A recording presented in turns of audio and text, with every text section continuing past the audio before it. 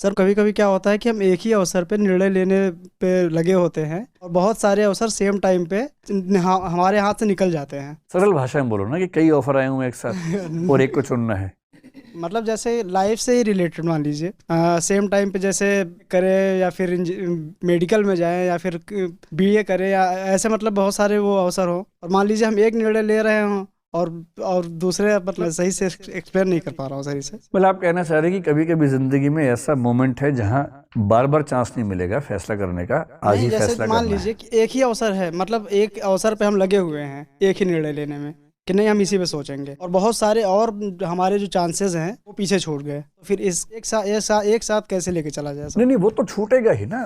बैठिए बैठिए, देखिए वो तो छूटेगा। अरस्तु का नाम सुना है आपने? उसने इससे बड़ी अच्छी बात की। उसने कहा कि जब हम पैदा होते हैं पोटेंशियलिटी बहुत होती है हमारे अंदर, एक्चुअलिटी कुछ भी नहीं होती है। यानी जैसे आप छोटा बच्चा है, क्या बनेगा?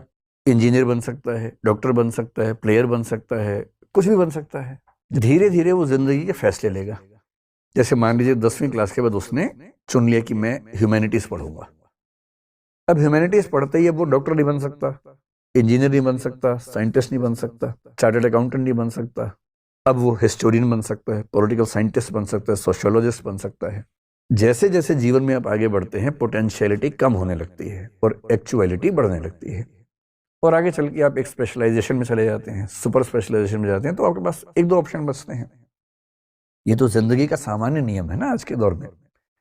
करना ये है कि जब आप ऐसे जंक्शन पे खड़े हों, किसी मुहाने पे खड़े हैं जहां फैसला करना है, चौराहा है, फैसला केवल इसलिए मत कीजिए कि आपके समाज ने क्या कहा है, परिवार ने क्या कहा है या दोस्तों ने क्या कहा है। जिंदगी का फैसला है, बुद्धि और दिल का मामला कम है, अंतरात्मा का मामला ज्यादा है। और जब ऐसे मामलों में दुविधा हो, बुद्धि की भी जरूरत है। जैसे 3 में से एक चुनना है, तीनों के फायदे क्या है, नुकसान क्या है, नोट कीजिए। कभी कभी नोट करने के प्रोसेस में ही समझ में आ जाएगा कि ये फैसला ठीक नहीं होगा, आप खुद ही छोड़ देंगे, आपका मन भी मान जाएगा उसके लिए। और कभी अगर ऐसी दुविधा है कि मन नहीं मान रहा है, तो मैं तो ये मानता हूं कि अंतिम फैसला बुद्धि से नहीं अंतरात्मा से होना चाहिए। और अंतरात्मा एक वो आवाज है जो आपके अंदर आपको बीच बीच में सुनाई देती है, कौंधती है।